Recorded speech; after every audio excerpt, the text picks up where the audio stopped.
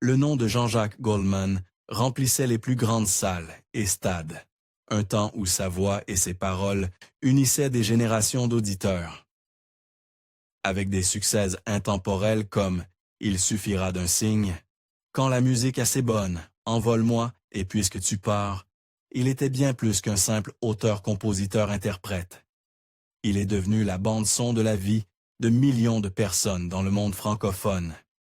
Ses albums, d'entre gris clair et gris foncé à en passant, ainsi que ses collaborations emblématiques avec Céline Dion sur deux, ont laissé une empreinte indélébile dans l'histoire de la musique.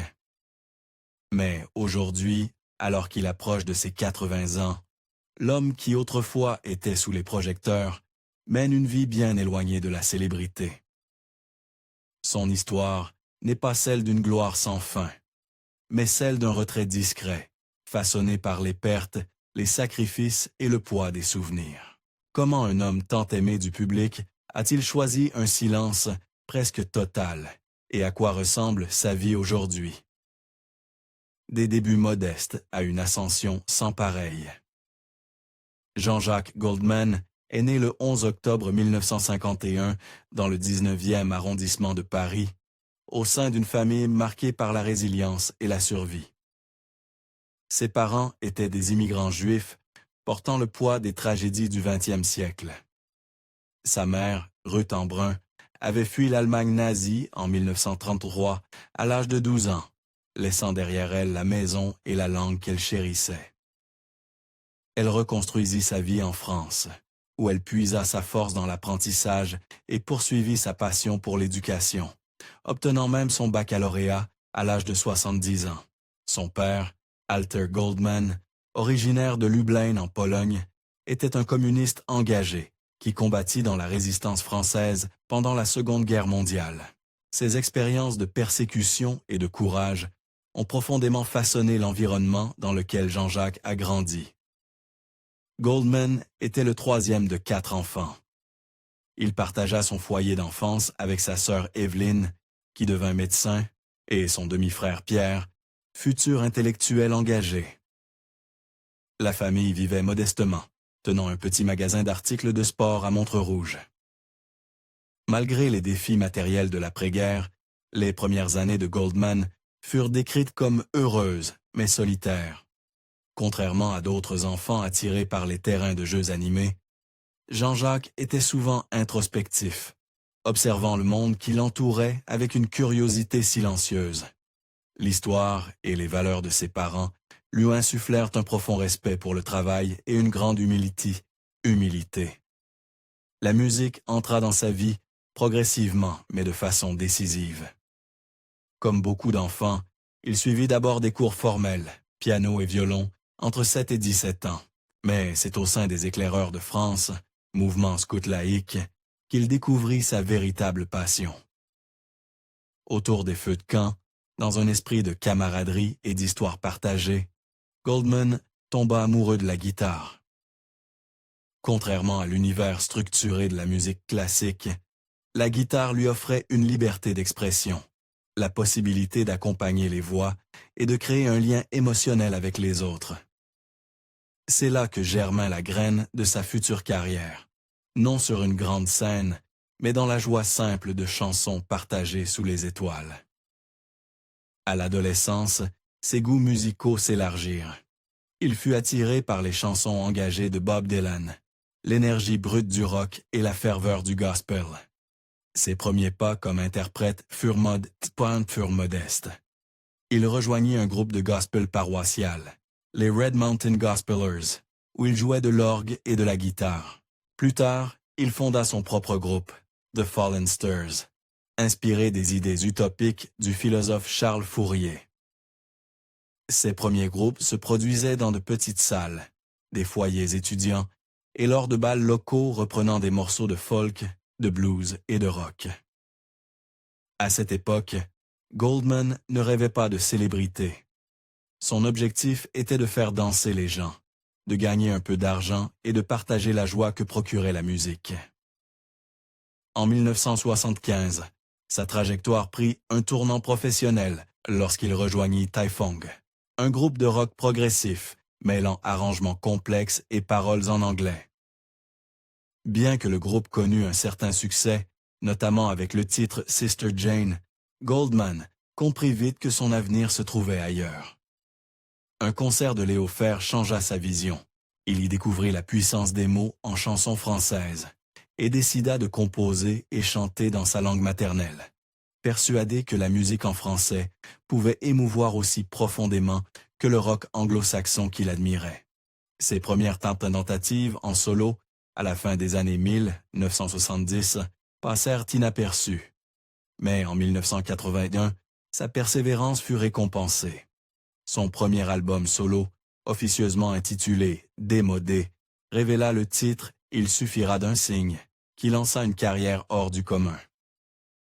Au milieu des années 1980, avec des succès comme « Quand la musique est bonne »,« Je te donne »,« Envole-moi » et « Là-bas », sa musique était omniprésente, à la radio, dans les foyers et dans le cœur de millions de personnes. Ses paroles, pleines de sensibilité, donnent une voix aux rêves et aux luttes du quotidien, faisant de lui l'un des artistes les plus aimés de France. Pourtant, même sous la lumière des projecteurs, Goldman resta fidèle à ses principes. Il refusa les couvertures sur de magazines, interdit l'utilisation de son image pour vendre des disques et déclina les contrats publicitaires. Pour lui, la musique était un lien, non un outil de célébrité. Son malaise face à la notoriété le conduisit progressivement à l'un des retraits les plus remarquables de la vie publique dans l'histoire de la musique moderne, le poids du chagrin et le coût des tragédies.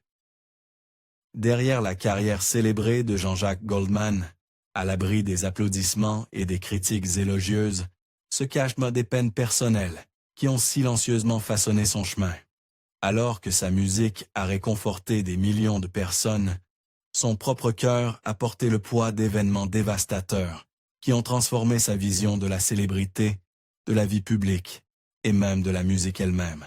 Le plus marquant de ces événements survint en septembre 1979, lorsque son demi-frère, Pierre Goldman, perdit la vie à Paris dans des circonstances demeurées mystérieuses et sujets à débat. Pierre était une figure complexe, un intellectuel aux convictions fortes, connu pour son engagement durant les années 660 et 70, marqué par de profondes turbulences politiques. Il avait été acquitté, en 1976, d'accusations graves liées à un braquage ayant malheureusement causé des pertes humaines. 3 ans après sa libération, Pierre fut visé lors d'un incident qui choqua le pays. Un groupe d'extrême droite revendiqua l'action, mais personne ne fut jamais identifié ni jugé. Pour Jean-Jacques, le chagrin fut immense. Pierre n'était pas seulement un membre de sa famille, mais aussi un homme qui, malgré leurs différences, incarnait le courage et la passion. Fidèle à sa discrétion, Goldman ne fit aucune déclaration publique, préférant exprimer sa douleur par son art.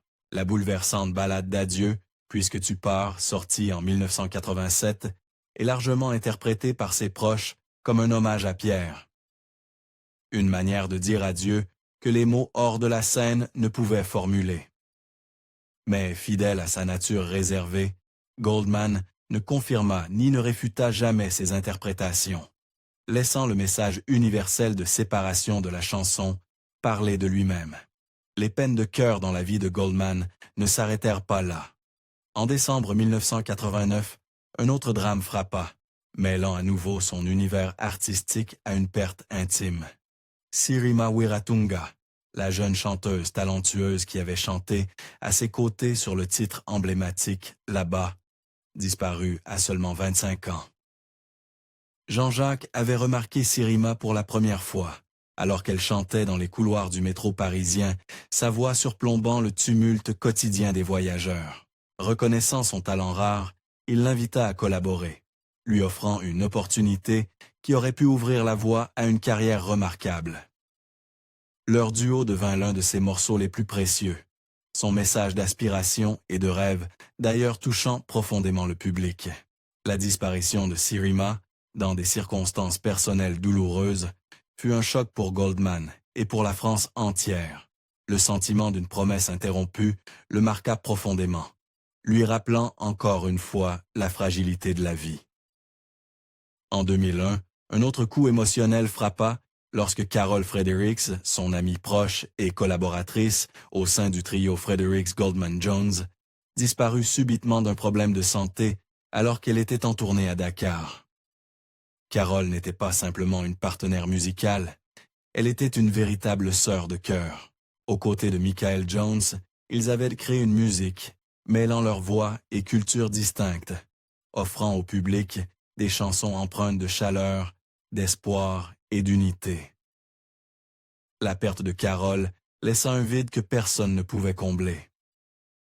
Lors de ce qui allait devenir sa dernière tournée en 2002, Goldman veilla à honorer sa mémoire, dédiant des morceaux à son ami et partageant son deuil comme il l'avait toujours fait, par la musique. Au fil du temps, ces pertes successives ont profondément influencé le rapport de Goldman à la célébrité et au regard du public. L'homme qui avait rempli les plus grandes salles choisit peu à peu de se retirer, cherchant refuge dans une vie plus privée. Chaque drame approfondit sa conscience de la brièveté et de la valeur de la vie. Pour un artiste si sensible, dont les chansons ont toujours exprimé la vulnérabilité humaine, le prix de ses douleurs personnelles devint indissociable du monde qu'il avait autrefois acclamé. Son éloignement progressif ne naquit pas de l'amertume, mais d'un désir de paix, de réflexion et d'une existence où il pouvait se souvenir et honorer ceux qui l'avaient de perdu, loin des projecteurs. Un retrait délibéré, choisir la famille et la paix. Alors que Jean-Jacques Goldman traversait la quarantaine et la cinquantaine, le rythme de sa vie commença à évoluer. Après des années de tournées incessantes, d'enregistrements et de créativité qui avaient fait de lui l'une des figures les plus admirées de la musique française, il se mit à réfléchir à ce qu'il avait laissé derrière lui. Son premier mariage, avec son amie d'enfance, Catherine Morley, avait commencé en 1975. Catherine était psychologue, et ensemble, ils avaient fondé une famille à l'époque où la carrière de Goldman atteignait des sommets. Ils accueillirent 3 enfants. Caroline, née en 1975, qui suivit les pas de sa mère en devenant une psychologue pour enfants reconnue. Michael, né en 1969, qui se fit un nom dans l'industrie musicale en cofondant My Major Company. Et Nina, née en 1985, qui choisit une carrière en pédiatrie. Bien que leur vie de famille ait pu sembler solide aux yeux du monde, les exigences du métier de Goldman eurent un impact. Ses tournées, sessions en studio et engagements d'auteurs-compositeurs l'éloignaient souvent de chez lui pendant de longues périodes. Ses amis et collègues remarquaient que, bien que dévoué à ses enfants, il peinait à trouver l'équilibre entre sa passion pour la musique et son rôle de père et de mari. En 1997, le mariage se termina par un divorce, une décision privée, mais qui marqua un tournant dans sa vie personnelle. Goldman confia à ses proches qu'il regrettait d'avoir été si souvent absent durant les années formatrices de ses enfants à cause de sa carrière. En 2001, désireux d'un nouveau départ, Goldman épousa Nathalie Touang-Laguier, une brillante mathématicienne de 28 ans à cadette. Leurs chemins s'étaient croisés lors d'un concert en 1995, lorsque Nathalie, alors étudiante, s'était approchée de sa loge, et une amitié était née, évoluant peu à peu vers une relation plus profonde. Nathalie, née en 1979 et d'origine vietnamienne, avait construit un parcours académique remarquable, obtenant l'agrégation de mathématiques et un doctorat en mathématiques pures. Avec elle, Goldman trouva une partenaire dont les aspirations intellectuelles et la discrétion faisaient écho à son propre désir d'une vie plus simple et ancrée. Ensemble, ils eurent 3 filles, Maya en 2004, Kimi en 2005 et Rose en 2007. Déterminé à ne pas reproduire les erreurs de son premier mariage, Goldman a pris la décision consciente de se retirer de la vie publique. Il souhaitait être présent aux spectacles scolaires, aux repas en famille, aux routines quotidiennes, ces instants qu'il avait trop souvent manqués avec ses aînés. Le couple s'installa d'abord dans une banlieue tranquille de Marseille, loin de l'attention des médias. Puis, en 2016, ils déménagèrent à Londres, recherchant un anonymat encore plus grand dans une ville où ils pouvaient se fondre dans la vie quotidienne. Les amis qui lui rendent visite ou qui restent en contact décrivent un homme en paix avec ses choix. Désormais libéré de la pression des ventes de disques et des récompenses, Goldman trouve son épanouissement dans l'ordinaire. Aider aux devoirs, assister aux réunions scolaires, profiter de promenades tranquilles avec sa famille et partager des repas sans les interruptions de la célébrité. Son retrait des projecteurs ne fut ni soudain ni empreint d'amertume. Ce fut un pas réfléchi et volontaire vers une existence où les liens personnels et la sérénité comptaient davantage que la reconnaissance publique. Après avoir offert au public des décennies de musique qui a touché les cœurs à travers les générations, Goldman tourna la page, choisissant de se consacrer pleinement aux joies et aux responsabilités de la paternité et de la vie de couple. Un parcours de santé discret. Alors que Jean-Jacques Goldman entrait dans la soixantaine avancée, les fans qui chérissaient sa musique depuis des décennies commençaient à percevoir un changement. Un changement non annoncé par des gros titres ou des déclarations, mais perceptible à travers son absence croissante de la vie publique. Bien que Goldman n'ait jamais révélé officiellement de diagnostic, divers témoignages et observations au fil des ans ont dessiné le portrait d'un homme affrontant en silence les défis naturels du vieillissement, tout en choisissant de préserver sa santé et son bien-être, loin des exigences épuisantes de la scène. La décision de Goldman de se retirer n'a pas été motivée par une crise de santé soudaine, mais par l'accumulation des effets de longues années passées dans un métier exigeant une immense endurance physique et émotionnelle. Des proches ont confié discrètement que Goldman se fatigue plus facilement désormais et que son énergie n'est plus ce qu'elle était.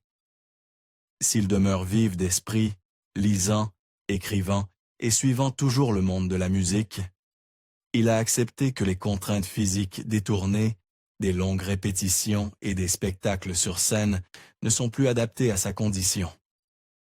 Sa voix, autrefois capable de puissantes envolées, soir après soir, s'est adoucie avec l'âge. Le léger tremblement perceptible dans son timbre lors de ses rares apparitions publiques témoigne de l'usure naturelle d'années passées à chanter, enregistrer et se produire avec passion. Pendant la pandémie de COVID-19, Goldman fit une rare exception à son isolement volontaire. En 2020, il apparut dans une vidéo émouvante enregistrée chez lui, offrant une version revisitée de sa chanson « Il changeait la vie », en hommage aux soignants qui mettaient leur sécurité en péril pour les autres. La vidéo était simple, sans artifice et bouleversante. Les fans remarquèrent tôt la chaleur de son regard et de sa voix, mais discernèrent également une fragilité visible, un signe compréhensible du temps qui passe. Sa silhouette semblait plus fine, ses gestes plus lents, et bien que son esprit transparaissait, il était évident que l'homme qui autrefois remplissait les stades avait amorcé une phase plus douce et plus calme de sa vie. Dans les cercles musicaux et parmi ses anciens collaborateurs, des murmures évoquent ce que Goldman affronte des maux classiques liés à l'âge, des douleurs articulaires, de légers problèmes respiratoires et une endurance diminuée. Rien d'inhabituel pour quelqu'un approchant des 80 ans, mais pour un artiste dont l'art s'appuyait autrefois sur la présence physique et la puissance vocale, cela constitue une raison supplémentaire de rester en retrait. Goldman n'a jamais cherché la compassion, ni laissé ces changements définir qui il est. Il a préféré adapter discrètement son quotidien, privilégiant des activités qui nourrissent dans le corps et l'âme sans épuiser ses forces. De simples promenades, des moments en famille et des instants de réflexion ont remplacé les exigences éprouvantes de la vie en tournée. En 2024, Céline Dion, l'une des rares artistes à être restée proche de Goldman, parla avec franchise, dans une interview, de son choix persistant de fuir la lumière des projecteurs. Elle le décrivit non seulement comme un désir de préserver sa vie privée, mais aussi comme une acceptation lucide des réalités du vieillissement. Jean-Jacques sait que ses jours sur scène sont derrière lui, partagea-t-elle. Il est en paix avec cela. Son cadeau a toujours été la musique, pas la performance.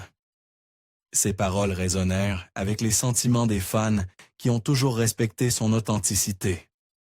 Goldman, bien qu'il ne se produise plus, continue de suivre l'évolution de la musique, offrant discrètement ses conseils aux jeunes artistes qui le sollicitent et écrivant parfois dans l'intimité. Un héritage qui perdure sans lui. L'absence de Jean-Jacques Goldman sur scène n'a en rien diminué la force de sa musique. Ses chansons continuent d'être reprises par de nouvelles générations d'artistes. Des projets comme Génération Goldman et l'héritage Goldman ont permis à son œuvre d'être redécouverte par un public né, bien après son dernier concert. Ses hommages remplissent des arènes et des salles de concert, maintenant ses mélodies bien vivantes, alors que Goldman lui-même reste éloigné des projecteurs.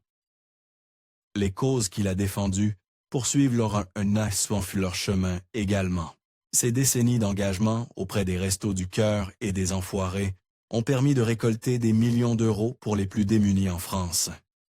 Même après avoir quitté la direction des concerts des Enfoirés en 2016, ses chansons demeurent le cœur de l'événement chaque année.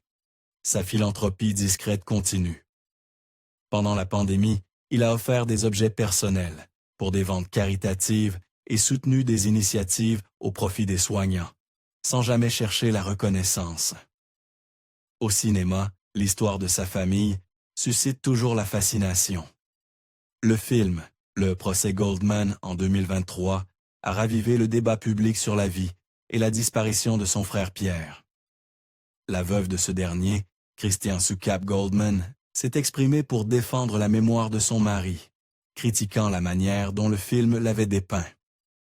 Jean-Jacques, fidèle à lui-même, est resté silencieux, laissant les autres débattre pendant qu'il se concentrait sur la vie qu'il s'est construite loin des feux de la rampe.